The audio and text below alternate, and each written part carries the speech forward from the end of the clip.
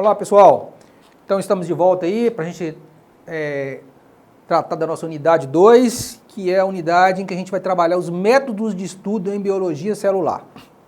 Bom, como eu falei na unidade anterior, quando a gente trabalha com célula, a gente está trabalhando em escala micrométrica, ou seja, milésima parte de 1 milímetro, só para vocês terem uma ideia da dimensão do universo celular, né?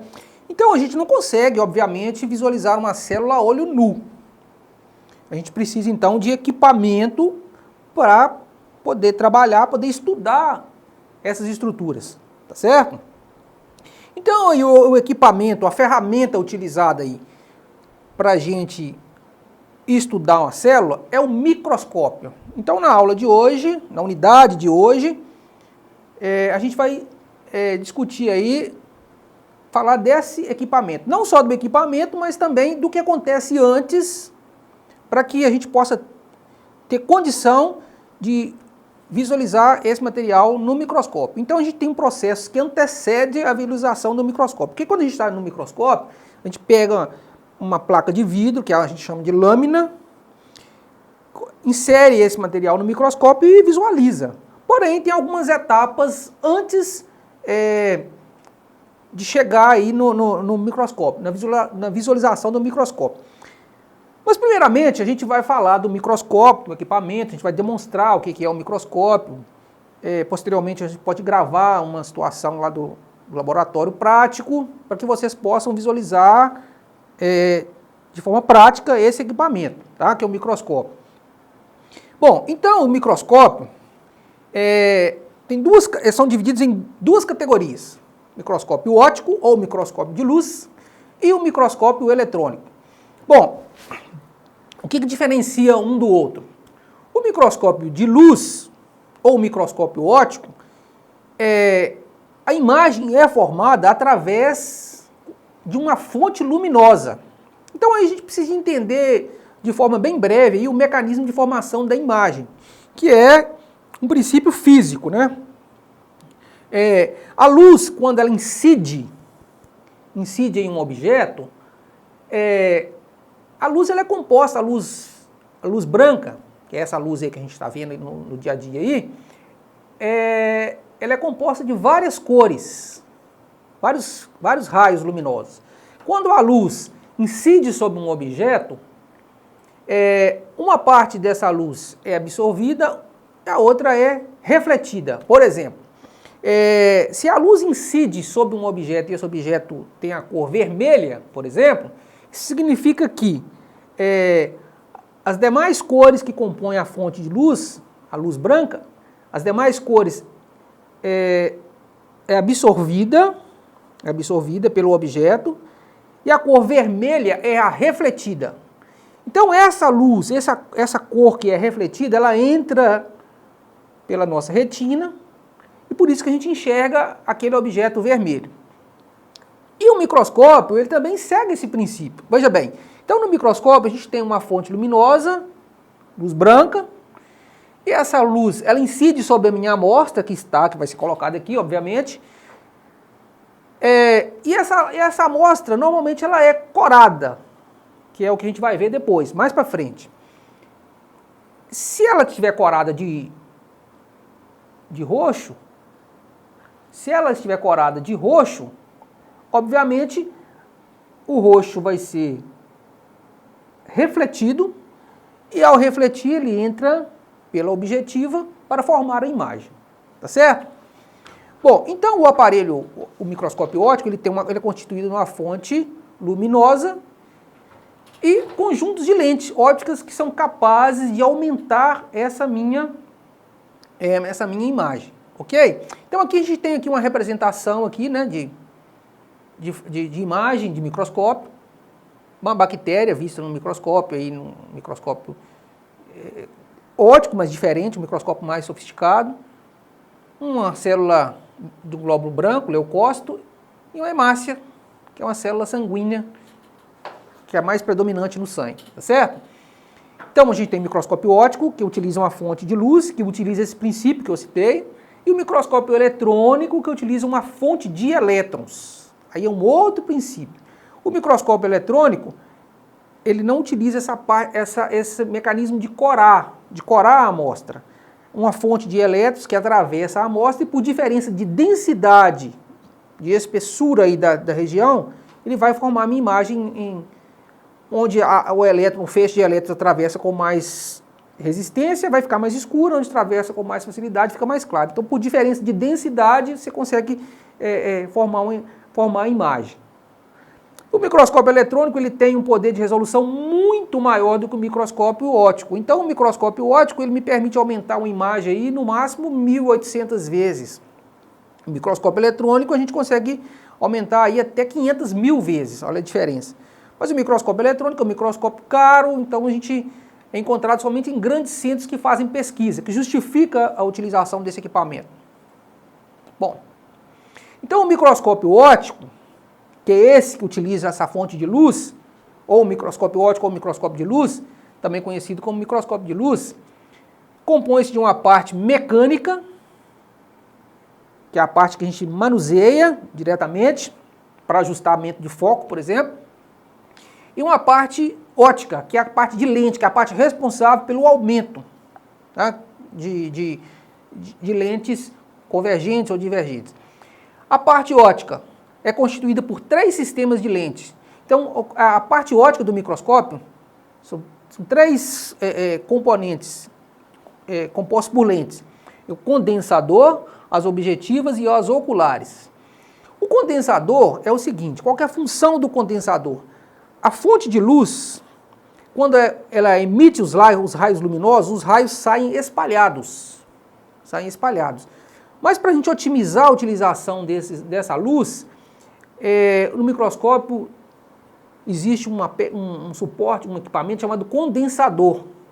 O condensador, o que ele faz? Como o próprio nome diz, condensa esses raios que saíram divergentes, eles convergem em um único ponto. Condensa, por isso que ele recebe o nome de condensador. Ele condensa esses raios luminosos em um único ponto. Então, esses raios luminosos, após passarem pelo condensador, que estão mais condensados, ele vai atravessar a minha amostra, que está na lâmina, e ao atravessar a amostra, a luz vai ser refletida para dentro das objetivas, que também é um componente óptico, e na objetiva ela tem a função de fazer o aumento, então o primeiro aumento do microscópio é nas objetivas, e posteriormente, ao passar pela objetiva, essa imagem ela é lançada num prisma, num conjunto de lentes também, chamado prisma, e depois refletida nas oculares, que também é formado por um conjunto de lentes capaz de aumentar a imagem. Então, a imagem do microscópio, ela é aumentada na objetiva e na ocular. Primeiro aumento na objetiva e depois na ocular. Então, as unidades ópticas do microscópio responsáveis por fazer o aumento são as objetivas e as oculares. De uma forma geral, os microscópios têm 4 objetivas, cada uma delas responsável por um aumento. Objetivo de 4, de 10, de 40 e 100. E isso é padrão, é padronizado. As objetivas de 4, que aumenta 4 vezes, tem um anel, essas objetivas ela tem um anel ao redor que ajuda na identificação dessas objetivas. Por exemplo, a objetiva de 4 ela tem um anel circular vermelho. A objetiva de 10 tem um anel circular amarelo. A objetiva de 40 tem um anel circular azul. E a objetiva de 100 um anel circular branco. E os tamanhos também são diferentes. O objetivo de 4 ela tem um tamanho, o objetivo de 10 um pouquinho maior, de 40 um pouquinho maior e assim por diante. Tá? Pode passar para frente. Vamos lá. Então, o condensador, como eu falei, ele vai... Esses raios luminosos que saíram da minha fonte de luz, a gente tem uma fonte de luz, uma lâmpada mesmo, esses raios luminosos, ao sair, eles passam pelo condensador, e o condensador condensa e projeta esse cone de luz sobre as células que estão na minha lâmina para serem observadas no microscópio. Após atravessar, então, após essa luz vinda do condensador incidir na minha amostra, ou nas minhas células, esse feixe luminoso em forma de cone penetra nas objetivas, ou seja, transpassou a amostra biológica e entrou na objetiva. e vai formar uma... Aí vai ter o meu primeiro aumento lá. Se eu tiver no objetivo de 4, que normalmente é onde eu inicio meus estudos, tem um aumento de 4 vezes. Na de 10, 10 vezes. De 40, 40 vezes. De 100, 100 vezes. Tá? Então, o objetivo é projeto uma imagem aumentada na ocular. Então, ou seja, uma vez que esses raios luminosos atravessaram a minha amostra biológica, entrou na objetiva, teve um aumento, vai ser projetada na ocular e vai ter um outro aumento.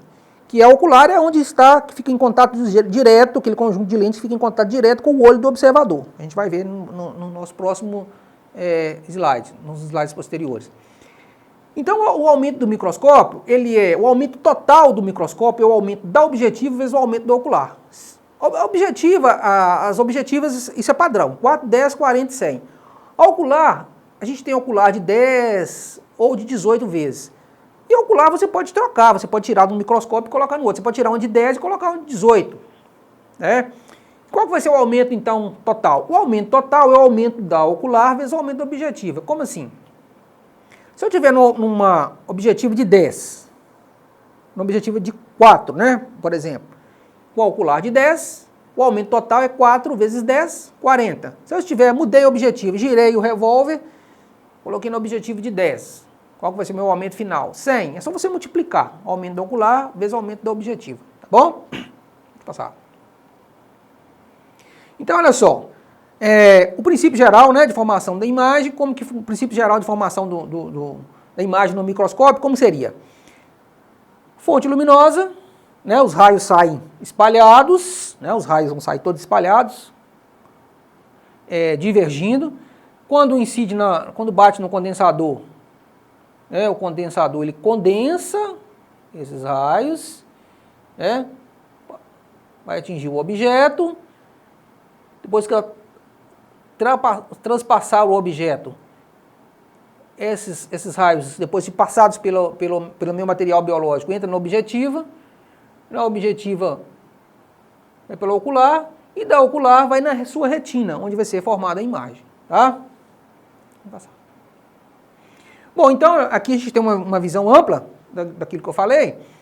Então veja só, aqui é descrito fonte de iluminação, onde fica a minha fonte luminosa. Eu posso controlar essa iluminação, né? Eu posso regular essa intensidade de luz. Aqui eu tenho o condensador, onde fica o diafragma aqui com o condensador, que eu também posso regular a intensidade de luz, eu controlo essa luminosidade aqui. Tem uma chave aqui que me permite controlar essa luminosidade. Platina, onde se coloca a amostra, com a lâmina, eu coloco aqui a minha amostra. Então a luz saiu daqui, passou pelo condensador, os raios luminosos condensaram, atravessou a minha amostra e entra pelo objetivo. São essas peças aqui, a gente tem 4 objetivos. Tá certo? Está escrito revólver, suporta os objetivos e permite que elas rodem. Então revólver porque... fazendo alusão a um revólver, ao tambor de um revólver, onde fica aqui as objetivas inseridas. Isso aqui gira, de forma que você pode ter um objetivo de 4, depois você pode... Normalmente você começa com o objetivo de 4, passa para 40, 100 e por diante, assim por diante, né? Então a imagem é aumentada aqui, depois ela é lançada aqui, no conjunto de prisma, e posteriormente aqui no ocular, que fica em contato direto com o olho do observador. Você olha aqui, utilizando os 2 olhos. Bom... E aqui também a gente tem uma parte, então eu falei, eu fiz uma revisão da parte ótica, mas nós temos também aqui, não sei se dá para perceber bem, a gente tem aqui um conjunto de 2 botões. Esse maior, que recebe o nome de macrométrico, e esse menor, que recebe o nome de micrométrico. Bom, quando a gente vai iniciar o nosso estudo, na hora que você colocou a lâmina aqui, você começa normalmente com o objetivo de 4, e você vai visualizar aqui pela ocular, normalmente quando você inicia um estudo, a imagem está embaçada, ou seja, ela está desfocada. É como se você precisasse de sintonizar, procurasse uma faixa de rádio, por exemplo. O que você faria? Para achar esse foco, a visualização mais adequada, a gente utiliza esses botões aqui, que é o macrométrico, que é o ajuste mais grosso, e o micrométrico, que é o ajuste mais fino. Então você vai, de olho, olhando pelas oculares, você vai movimentar o macrométrico, ou para um lado ou para o outro, até achar a imagem mais adequada, a imagem mais limpa. É como se você estivesse procurando uma estação de rádio naqueles rádios de dial, como se fosse assim, né? Movimentei para um lado, passou do ponto, voltei, vai movimentando o macrométrico até a gente achar o foco ideal. Aí depois você faz o ajuste com esse botão menor, que é o micrométrico, que é o ajuste mais fino. Aqui também nós temos do lado aqui, nessa seta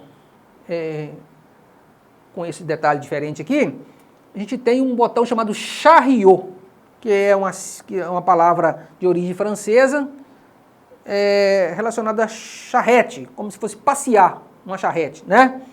O que quer dizer isso? Que com esse botão, você coloca a lâmina para passear. Como assim? Você movimenta a lâmina. Você movimenta a lâmina, a sua amostra para as laterais ou para frente e para trás. Então aqui você tem dois botões, um em cima, um sobre o outro, que permite que ao movimentar o de cima, você movimenta a lâmina para as laterais e o de baixo para frente e para trás. Tá bom? Então que é esse botão aqui, são esses botões aqui, que são o botão chariot, que permite você fazer movimentar a sua amostra. Então é isso. Então, uma outra visão num ângulo diferente, a gente tem aqui o braço, ou suporte, se você precisar de transportar o equipamento, por aqui. Revólver, onde ficam inseridas objetivas, que se você roda para mudar o aumento do microscópio. As objetivas, a platina, onde você coloca a sua amostra biológica, o condensador, que condensa os raios luminosos, a lâmpada com sua fonte de luz e a base, onde você segura, você apoia para transportar o equipamento. E aqui, essa peça muito importante, que pertence à parte mecânica dos microscópios, esses dois botões, que é o botão macrométrico, que é o de fora, o maior, e o micrométrico, que é o menor. Esse botão aqui, assim como esse, permite o ajuste de foco do equipamento. Lá para frente. Como eu citei anteriormente, no microscópio, o limite de resolução do olho humano, por que a gente não consegue visualizar uma célula a olho nu? Veja bem, essa escala aqui demonstra muito bem isso. O olho humano, ele permite visualizar objetos até nessa escala aqui, de 10 a menos 1 milímetro. Né, que aqui considerando milímetro. Daqui para cá, o olho humano já não dá conta de visualizar. O microscópio, então, quando chega, por exemplo, a gente trabalhando com escala, quando a gente está trabalhando com células, a gente está trabalhando em escala de micrômetro, que é em torno de 1 micrômetro para menos. Né? Então, daqui para frente, a gente não consegue visualizar a olho nu. Então, a gente precisa do equipamento que é o microscópio óptico. Mas existem estruturas ainda dentro do universo celular que são tão pequenas que nem com o microscópio óptico você dá conta de visualizar. Aí você já precisa de um equipamento que tem um poder de resolução maior, que é o caso do microscópio eletrônico, que permite visualizar células até nessa escala. Tá bom? Então até aqui a gente consegue ver pelo olho humano, aqui, daqui para frente a gente não consegue ver mais com o olho humano, até aqui a gente consegue ver com o microscópio óptico, e daqui para frente a gente consegue ver mais com o microscópio óptico, a gente consegue ver só com o microscópio eletrônico. Então, só para a gente ter uma noção aí das unidades de medidas que são utilizadas aí na microscopia, a mais comumente usada é essa, micrômetro, que equivale a 1 milímetro, corresponde a 1000 micrômetros, ou seja, 1 micrômetro é a milésima parte de 1 milímetro. Se 1 milímetro equivale a 1000 micrômetros, quer dizer que 1 micrômetro é a milésima parte de 1 milímetro, né? Para a gente ter uma noção aí. Nanômetro. 1 nanômetro é a milésima parte de 1 micrômetro, e Armstrong, que é a milésima parte de 1 nanômetro, né? As objetivas e suas ampliações, ou seja, cada objetiva, como eu falei, ela tem essa capacidade de ampliação.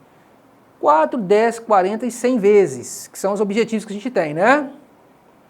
E o aumento total do microscópio é o aumento da objetiva vezes o aumento da ocular, tá certo? Então, considerando aqui que a gente está usando uma ocular de 10, no objetivo de 4, a gente tem um aumento de 40. Ocular de 10 com objetivo de 10, aumento de 100. Ocular de 10 com objetivo de 40, 400. E ocular de 10 com objetivo de 100, a gente tem um aumento de 1000 vezes. Um detalhe que para esse tipo de objetivo de 100, a gente precisa de inserir um óleo chamado óleo de imersão para a gente poder visualizar a amostra. Então, qual é a técnica adequada para se utilizar um microscópio? Então, na hora que a gente estiver iniciando nossos estudos, a gente inicia sempre com o objetivo de menor aumento. Então, inicie sempre pelo objetivo de menor aumento, né? Então, você começou, você colocou no objetivo de menor aumento e foca. Na observação de uma preparação, olha para o ocular, então você colocou a sua objetivo de 40 e olha pelo ocular, os dois olhos. E mova o macrométrico, que é aquele botão maior responsável pelo foco, muito lentamente, até que você ache o foco. Você movimenta para um lado ou para o outro, de acordo com o que você está identificando. Assim que a imagem aparecer, mesmo que pareça confusa, ou seja, apareceu a imagem, mas mesmo que ela não esteja tão nítida, faça o ajuste final com o micrométrico, que é aquele botãozinho menor, que fica dentro do macrométrico. Tá? Objetivo de 100, que é o objetivo de imersão, é mais delicada, pois a distância focal entre a face do objetivo e a parte superior da lâmina diminui. Então, nesse caso, esse objetivo a gente precisa de pingar um óleo na lâmina, que é chamado óleo de imersão. E microscopia eletrônica? Então, eu falei de uma forma geral, é claro que eu falei, dentro desse universo de microscópio óptico, existem vários outros subtipos de microscópio óptico. Eu falei de uma forma bem geral para o microscópio óptico. Porque dentro de microscopia óptica, você tem microscopia óptica de contraste de fase, de imunofluorescência, de campo claro, de campo escuro. Tá? Tem vários tipos de microscopia óptica.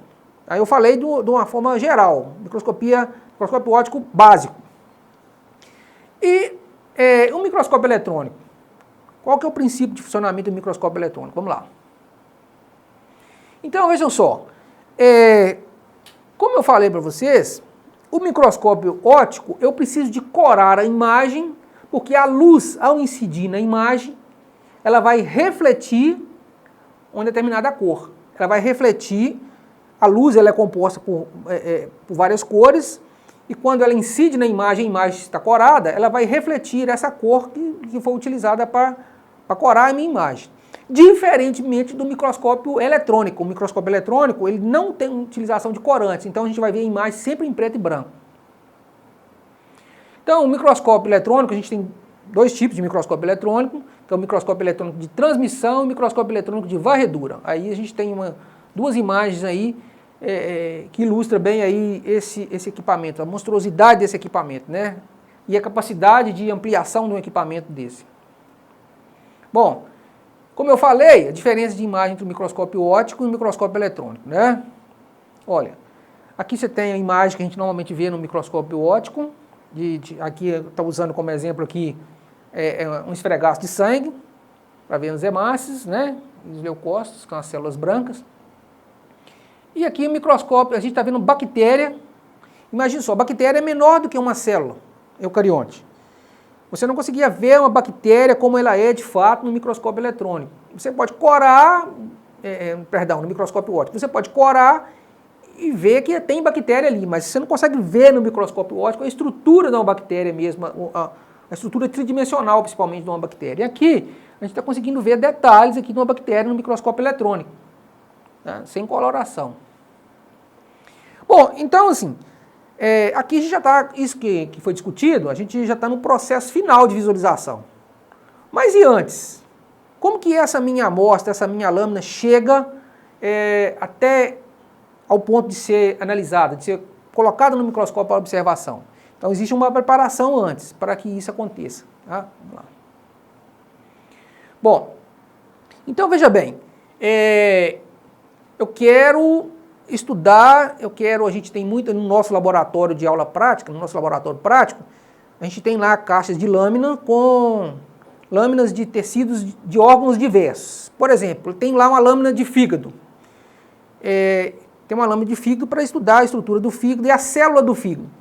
Mas como que foi confeccionado uma lâmina desse órgão? Veja bem.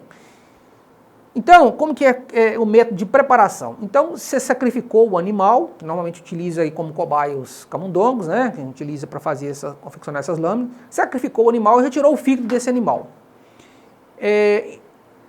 Diferentemente do material que é feito, que não fixado, o material para ser fixado, quando ele é fixado e colocado numa lâmina, ele pode ser utilizado por um período de tempo indefinido. Ele está fixado, ele está conservado. Aquele material que você vê preparar fresco para utilização rápida, depois ele é descartado. Mas o que a gente tem no nosso laboratório, as lâminas ficam lá por um período de tempo indefinido. Mas então para isso a gente precisa preparar esse material, né? Como que foi confeccionado essas lâminas?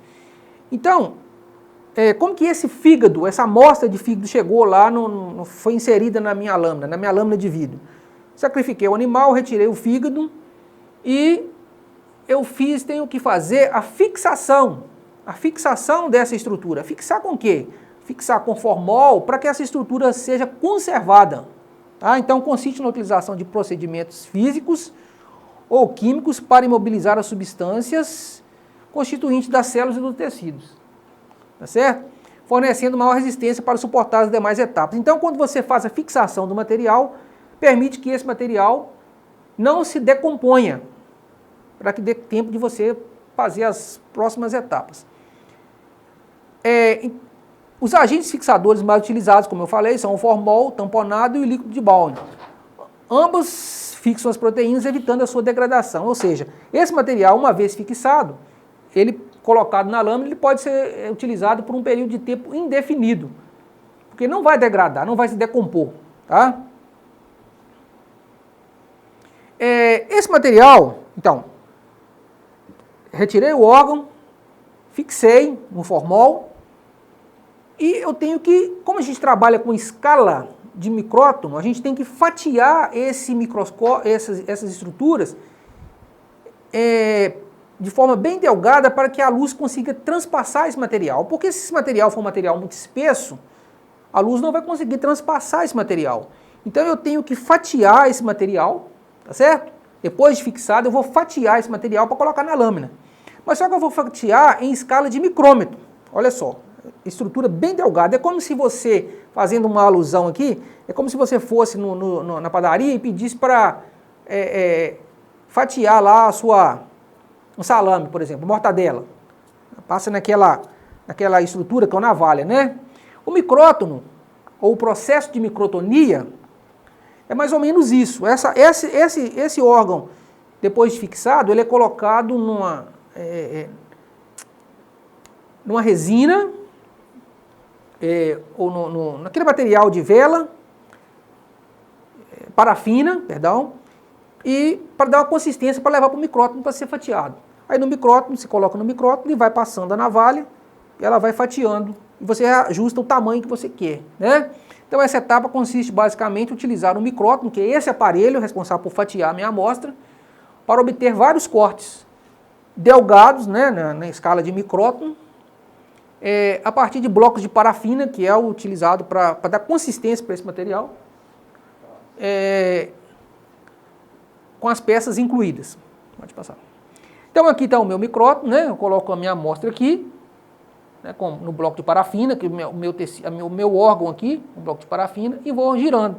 À medida que eu vou girando, vai fatiando. Certo? Vai fatiando. Qual que é a necessidade da gente corar uma estrutura biológica? Vejam só. Existem algumas situações, por exemplo, a gente está trabalhando com urina, com sêmen, que são material que não tem consistência para coloração. O que acontece? Esse tipo de material a gente não consegue ter maiores detalhes, por exemplo, da estrutura da célula. A gente consegue simplesmente ver quantidade, ou se a célula está ali ou não, que é o que a gente normalmente vê na urina, por exemplo. E sêmen, quando você vai fazer uma análise de sêmen, você simplesmente vê a motilidade do espermatozoide ou quantidade, enfim. Mas você não consegue ver detalhes da célula, detalhes do núcleo, quantidade de organelas, porque você precisa de corar, tá certo? Então, essas estruturas que não são coradas, elas ficam translúcidas, você não consegue ver detalhes. Ao passo que se eu quiser ver, por exemplo, se eu estiver trabalhando com anatomia patológica, por exemplo, e quiser ver a estrutura do núcleo, formato do núcleo, do citoplasma, eu preciso de utilizar corantes. Aí você tem vários corantes empregados na citologia e na histologia, que específico para cada situação. Por exemplo, para núcleo, o corante para núcleo, ele é um corante que ele impregna no núcleo, única e exclusivamente no núcleo, no DNA. E ao impregnar no núcleo, ele dá a esse núcleo uma coloração arroxeada. Aí quando a luz incide nessa célula, a região que está o núcleo vai ser mostrado de roxo. O citoplasma, o corante do citoplasma, cora o citoplasma de rosa. Aí, quando a luz incide na amostra, a região que está o citoplasma vai ser mostrado de rosa. E tem também corantes para as organelas, para a mitocôndria, para complexo de Golgi, enfim. Os corantes, a gente não vai trabalhar aqui, né, no caso da formação de vocês aqui, com coloração, com vários tipos de coloração, com vários métodos de coloração, mas existem aqueles que são mais empregados na citologia que eu gostaria que a gente ficasse um pouco atento com relação a eles. Bom, então como eu falei, quase todas as organelas são transparentes e incolores, o que dificulta o seu estudo no microscópio, ou seja, você não consegue ver no microscópio óptico a estrutura da organela se ela não for corada, tá? Então logo a coloração facilita a visualização das estruturas dos tecidos. Para vencer essa dificuldade foram criados numerosos processos de coloração que tornam visíveis diversos componentes celulares. Vamos lá. Bom, vejam só. O que a gente tem aqui? Aqui nós temos aqui, que está mostrado aqui, olha, número 1, 2 e 3, de rosa. A gente está mostrando aqui o citoplasma da célula. Por quê? O corante para citoplasma, ele cora o citoplasma de rosa. Então aqui a gente está vendo o citoplasma. Citoplasma e citoplasma. Até porque o citoplasma ele está no entorno do núcleo, né? E o corante para núcleo, ele cora o núcleo de roxo. Está mostrado aqui. Tá certo? Bom, o que está descrito aqui? Estruturas basófilas. O que é isso? Estruturas basofílicas. São os componentes dos tecidos que se coram facilmente com corantes básicos. O que é isso? Vamos descrever isso. Bom, componentes dos tecidos que se coram facilmente com corantes básicos. Exemplo, hematoxilina. Estruturas ácidas, núcleo. Ou seja, o que quer dizer isso? O núcleo da célula, o que a gente encontra no núcleo da célula? No núcleo das nossas células eucariontes, a gente encontra o DNA, que é uma sigla do ácido desoxirribonucleico. Então o núcleo, ele é uma estrutura, levando em consideração o pH, ácido. O citoplasma ele é uma estrutura básica. Então o núcleo das nossas células é ácido, o citoplasma é básico. E os corantes, eles funcionam de forma contrária, ou seja, corante ácido cora a estrutura básica e corante básico cora a estrutura ácida. Tá? Então é o contrário. Então, o núcleo, pelo fato de ser ácido, ele se cora com um corante básico, chamado hematoxilina. Então, o núcleo, pelo fato dele ser ácido, mas se corar com uma estrutura ácida, a gente fala que ele é basofílico. Tá? Então a gente tem que ter muito essa noção de contrário. O núcleo é ácido, mas ele se cora com um corante básico, chamado hematoxilina. Pelo fato dele corar com corante básico, a gente fala que ele é basofílico. Ele é uma estrutura ácida, mas no que se refere à coloração, ele é basofílico.